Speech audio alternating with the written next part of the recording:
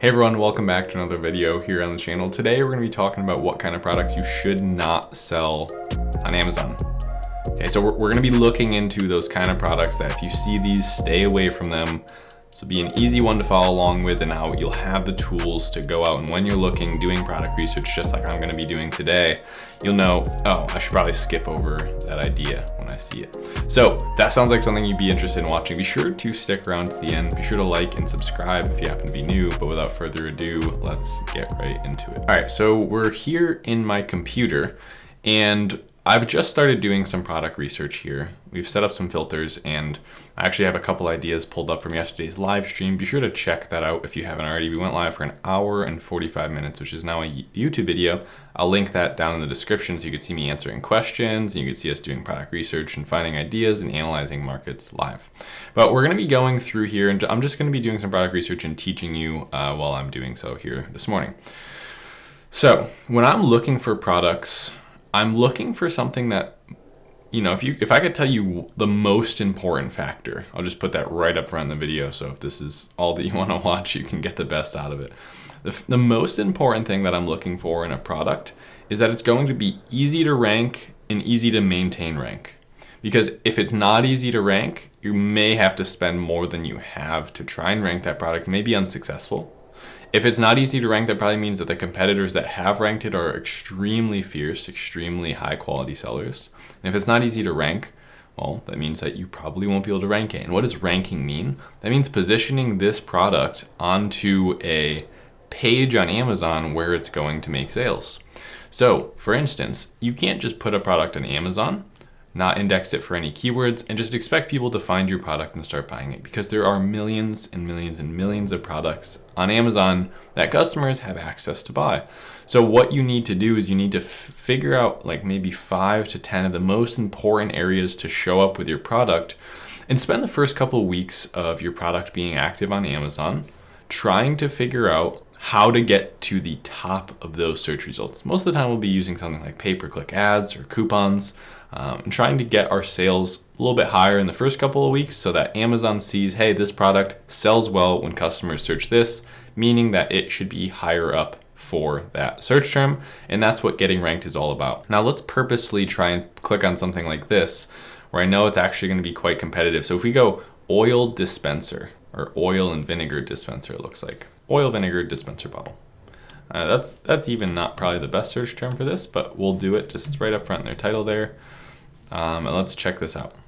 So oil vinegar dispenser, and they're specifically using one that's more like this. It's kind of like a stainless steel one. It's not like these glass bottles here. A product like this, one of the main things that I start looking for, I want to give you the actual strategies, not just tell you what I'm looking for, but show you how to know if your product falls into this area where you shouldn't be selling it. I probably don't need to provide this customer another option. So you'll get paid in direct relation to how much value you provide to the marketplace. Whether that's in anything that you're doing, any business model, the more value you provide, the more money you will make if you're able to capture customers that are willing to actually pay for what you're providing. So in this case, when we have results like this one with 3,700 reviews, now technically that's not the right product. It's not really the same thing, but we do have this by OXO that was much more similar to what we were just looking at. And then we have competitors like this, 600 reviews, and even people with just 600 reviews are only making about 18 sales per day. So we want to try and find a product where there's more customers than there are sellers. And there technically should almost always be more customers than there are sellers. There's usually never like hundreds of thousands of sellers and thousands of customers, at least on Amazon. So what I would say is don't sell products that there's already a lot of good options for. Okay, if there's already great options that exist, at least this is my personal strategy, right? So take this as my own personal opinion. Of course, everything I say is my own personal opinion. But when I'm looking for products, I personally do not want to sell products that there's already really good high quality options for. My job and duty that I feel as an Amazon seller is to go into those markets where customers are buying a lower quality product that don't have multiple options yet.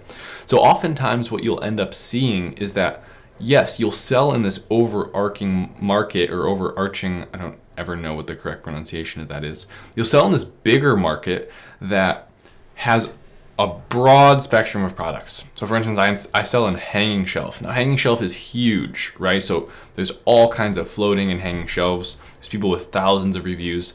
But then I dug down another layer and I went into 2-tier hanging shelf.